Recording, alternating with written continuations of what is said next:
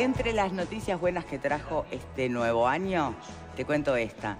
Llegaron los discontinuados a Divino a precios increíbles, hasta agotar stock. Por ejemplo, mira, podés llevarte este sofá con recliner, ideal para sentarte cómodamente mirando esta boca es mía, te levanta los pies, te reclina casi que hasta horizontal, por solo 11.733 pesos. Y ese es uno de los tantos modelos que podés llevarte. Aprovechá los discontinuados en Divino hasta agotar stock. Tenés además con la tarjeta Scotiabank cuotas de 12 y 24 pagos sin recargo. Así que aprovechalo en todas las casas Divino o fíjate en internet divino.com.uy. Retomamos entonces con el planteo que hacíamos antes de ir a la pausa, ¿no? Bueno, a ver, si un solo Uruguay surge como un movimiento vinculado al campo, después empieza a plantarse frente a otros temas que hacen al país, a la economía del país, bueno, plantea cuestionamientos a la educación, entre otras cosas, a la seguridad. ¿En qué momento entonces esto puede encontrar un común denominador? Si hablamos de la gran cadena productiva y no la ubicamos necesariamente en lo que es la actividad agropecuaria, tendríamos que concluir que es un tema de costo país. Vos me decías que puede ser. Yo creo que... Sin lugar a dudas es un tema de costo país. Es decir, el encarecimiento de los costos, eso genera una producción que es cara para competir en la región. Esa es parte de la consigna de la proclama. Esto nace, sí, desde el campo y va conquistando como un movimiento, como dije, apartidario, porque si vamos a hablar de movimientos apartidarios, existen muchos, o sea, el PIT-CNT, hay muchos que son apartidarios y hoy no participan de este tipo de proclama o deciden no participar en su libertad. Muchos también antes, otros años, en la época de los 90 y de los 2000, también se ponían desde el lado de defensa del campo y hoy, y el PIT-CNT en aquellos años, reclamaban también por bajar el costo país.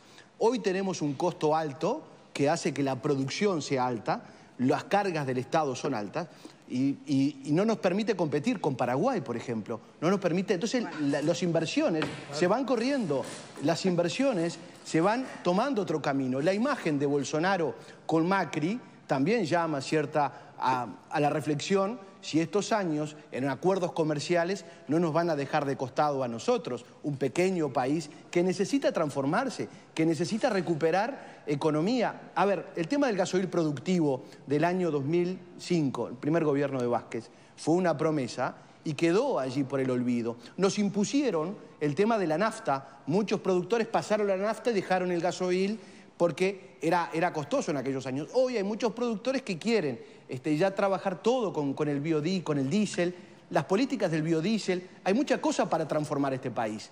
Y obviamente que el motor o la matriz energética, sin lugar a dudas que es el campo, desde ahí parte todo hacia adelante. ¿Y cómo llegamos a la educación en esta línea? Y a la seguridad. Bueno, todo, la educación y la seguridad... ¿Son parte del costo país? No, forman parte del costo país. Sí, forman parte del costo país. Bien. La educación, si no ha existido una inversión correcta en cuanto al costo país, ¿por qué? Pagamos, por ejemplo, impuesto primaria, pagamos un montón de impuestos que tienen que volcarse a la economía. Si ese impuesto o el Estado no toma una política correcta, o la educación o el estudio para formar más personas para el campo también, porque el campo se ha ido despoblando.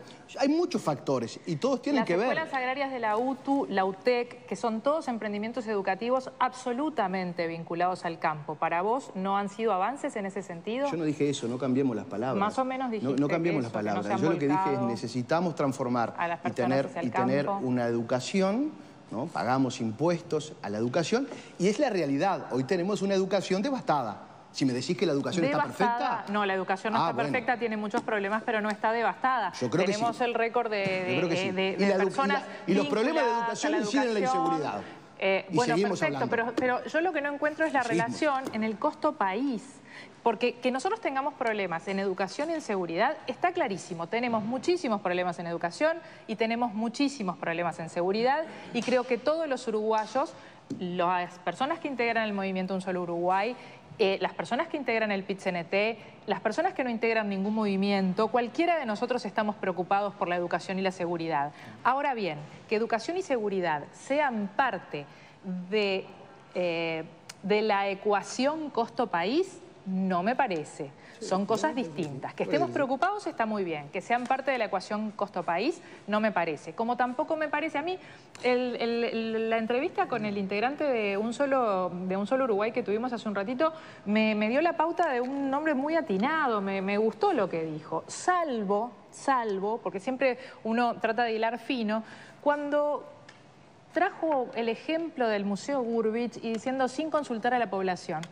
Si mañana aparecen medidas para el campo, ¿van a hacer consultas con la población? Yo supongo que no. Nosotros votamos al gobierno y a los gobernantes para que justamente tomen decisiones, no para que nos consulten cada movida que van a hacer y cada gasto de 3 millones de dólares.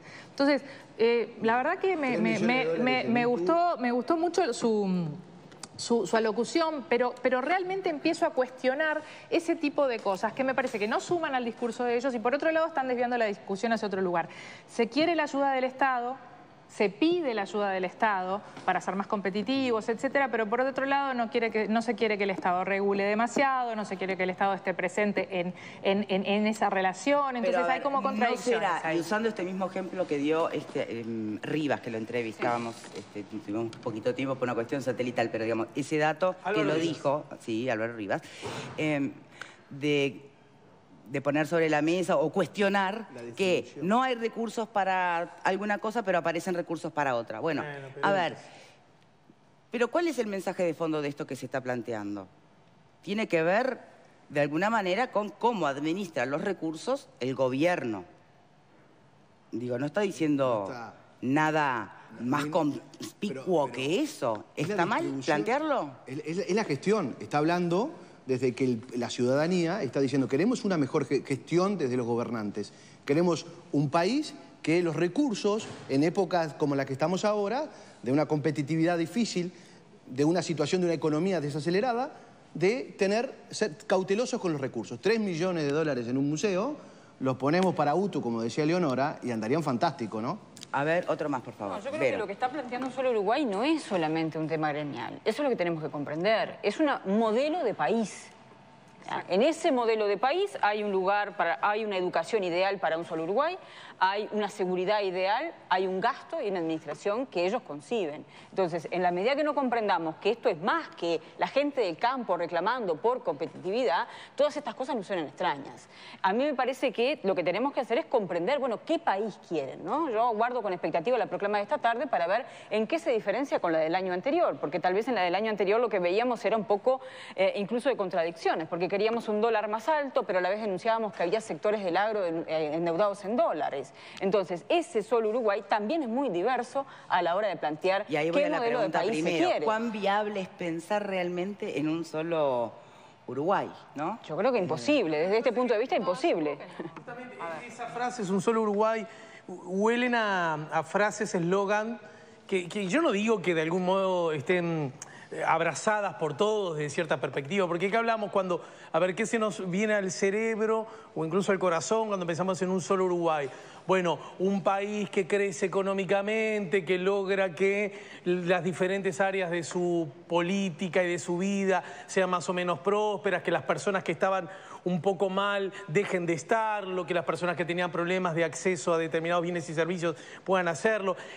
Por eso digo que ese tipo de frases, que son bienvenidas y bien recibidas por todos, que duda cabe, huele a cuando uno tiene una mirada genérica de un país acerca de muchos temas, no solo los vinculados al agro, y que justamente son el resumen perfecto de lo que se podría llamar una plataforma política. En cualquier otro lugar, si llega alguien del exterior ahora y sin saber rótulos, nombres, ni lee vamos a esperar la proclama, ¿no? Y de alguna manera ve y dice, esta gente, mirá qué ideas que tiene sobre esto, sobre aquello otro, sobre la seguridad, sobre la educación, sobre la deuda, sobre el campo, sobre las políticas culturales, ¿no? Bueno, es típico un programa de gobierno, cualquiera lo sabría. Entonces, yo lo que noto como extraño es decir eso y después decir que no, que eso es otra cosa.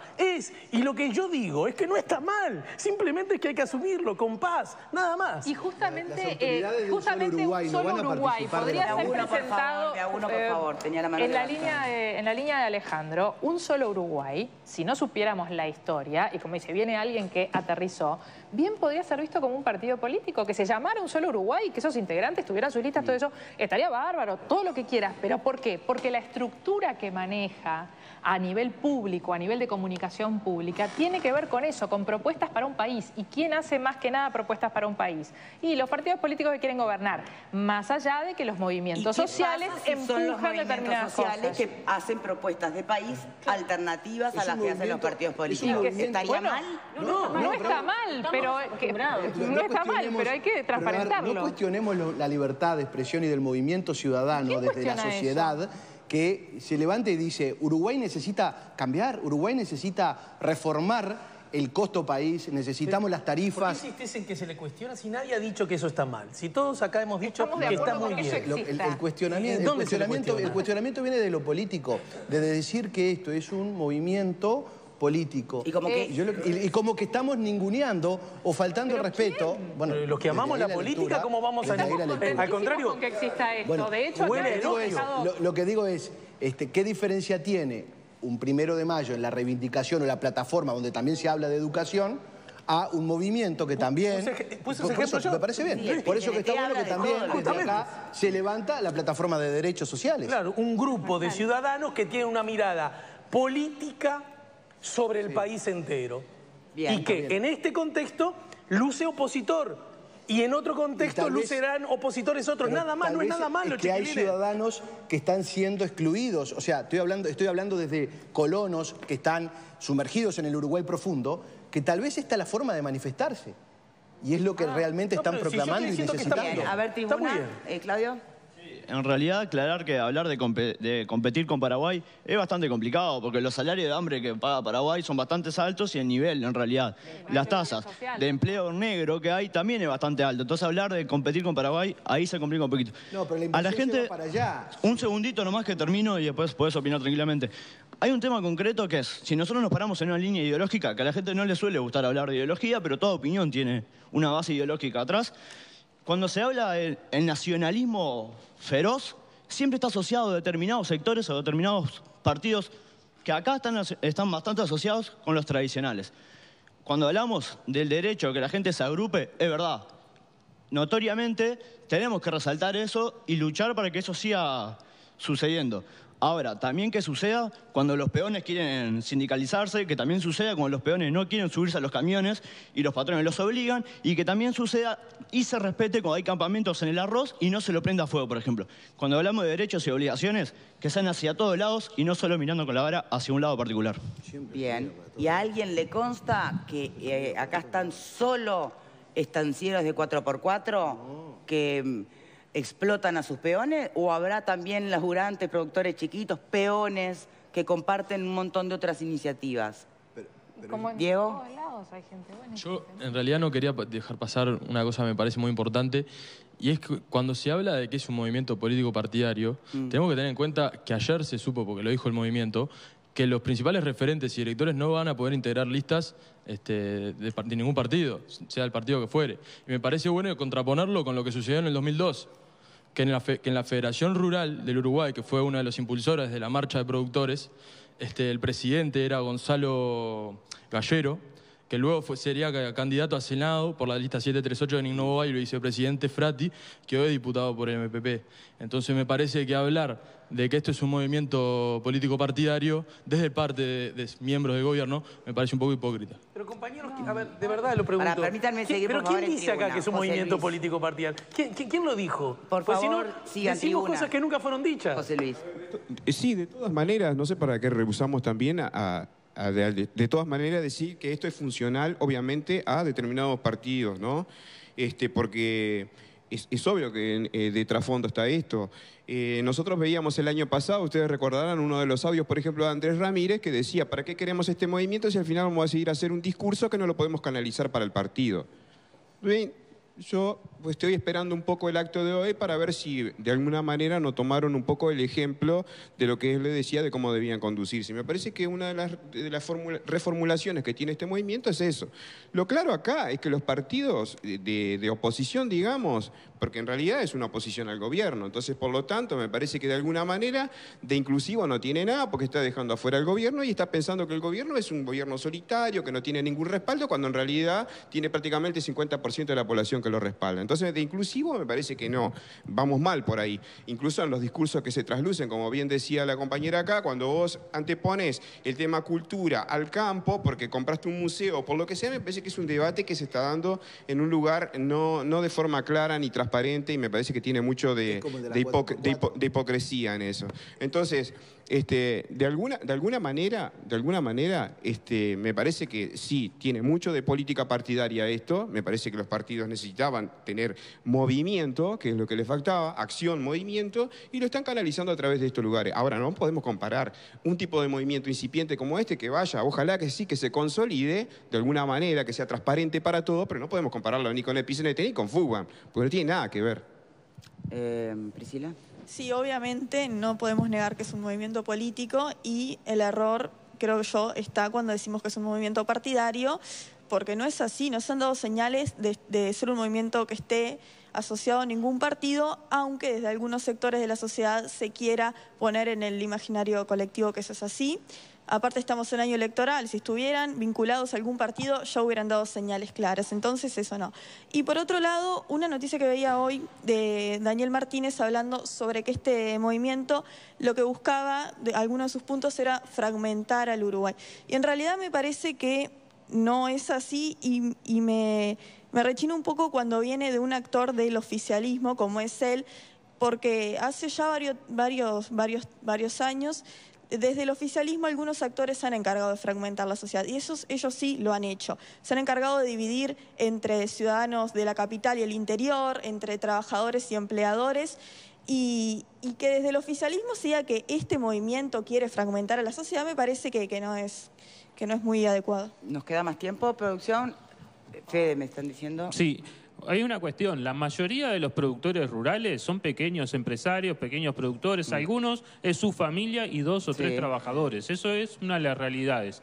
Ahora, ¿quiénes están en la dirección de estos movimientos, del movimiento Sur Uruguay? Lo veíamos el año pasado cuando todas las distintas cámaras empresariales empezaron a adherir, y algunas que tenían que ver con las inmobiliarias de Punta del Este, otras que no entendía, bueno, qué tenía que ver el planteo del país productivo, rural, el agro. El tema del costo país. El tema del costo país. Entonces, ahí sí, esa es la variable común. bueno, pero si el costo país es que se tenga que pagar horas extras a los peones rurales, o como insisten los peones rurales, que en vez de ellos tener que comprarse sus herramientas... Bueno, no lo sabemos. Que las empresas les den sus herramientas.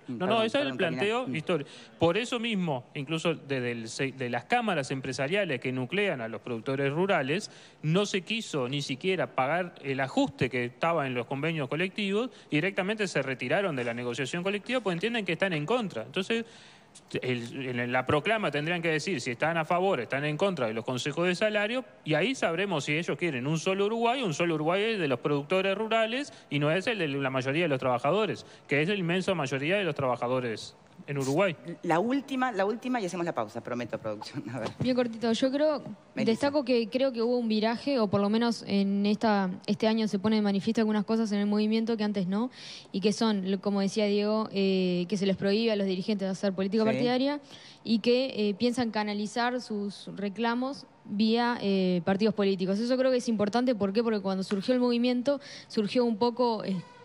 atacando como que el sistema político, y hoy en día se busca canalizar eso a través de los partidos establecidos. Eso me parece que es importante para poder llevar a cabo algunos avances. Y no creo que se esté dejando al gobierno de lado cuando se busca justamente la negociación y se busca el diálogo, o por lo menos se buscó el año pasado, que lamentablemente no prosperó. Bien. Perspectivas, pero mañana y con más información, con proclama a la vista, podremos debatir en profundidad este tema. Pausa y ya venimos con otros asuntos.